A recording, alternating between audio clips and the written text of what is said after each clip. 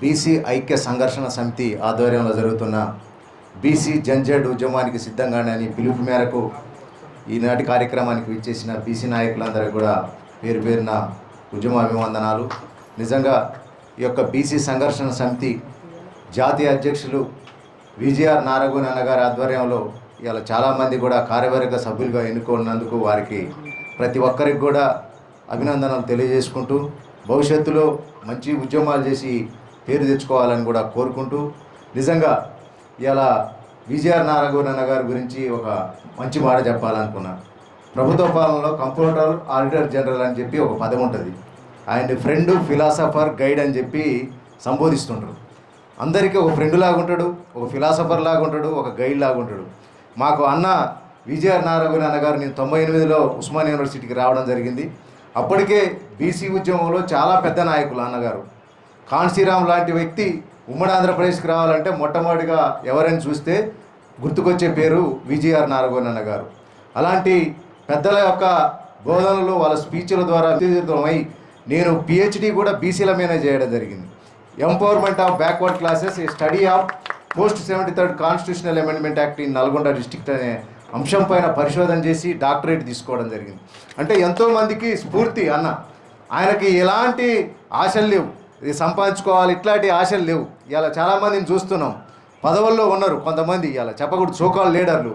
వాళ్ళు పదవుల్లో ఉన్నప్పుడు ఏనాడు బీసీ ఉద్యమాల గురించి మాట్లాడలే. వాళ్ళు పెద్ద పెద్ద పదవులు, ఐఏఎస్లు, ఐపీఎస్లు లాంటి పదవుల్లో ఉండి కూడా ఏనాడు బీసీ ఉద్యమాల గురించి మాట్లాడలే.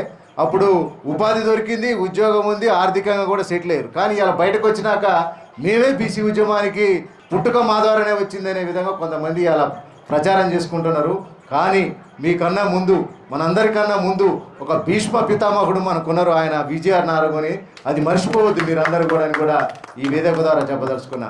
నిజంగా కూడా ఇవాళ మేము చూస్తున్నాం, దాదాపుగా నేను యూనివర్సిటీకి వచ్చి దాదాపుగా 28 సంవత్సరాలు అవుతుంది. ఇప్పటికి అన్న 42-45 సంవత్సరాల నుంచి ఈ ఉద్యమంలో ఆయన చేయని పోరాటం లేదు.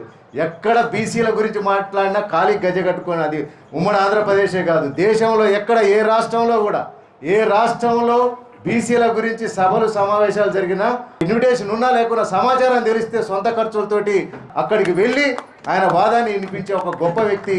అలాంటి వ్యక్తిని మనం కాపాడుకోవాల్సిన అవసరం కూడా ఉంది.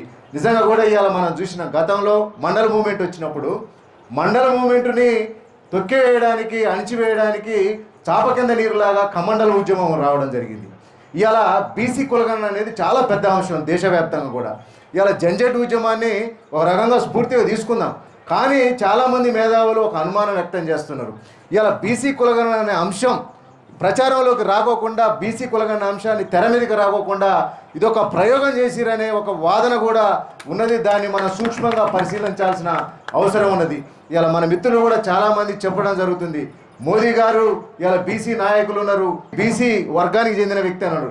నిజంగా కూడా మోదీ అనే వ్యక్తి బీసీ సామాజిక వర్గానికి చెందిన వ్యక్తి కాదు. ఆయన మార్పు చేయబడ్డ బీసీకి మన మీద ప్రేమ ఎందుకు ఉంటుంది?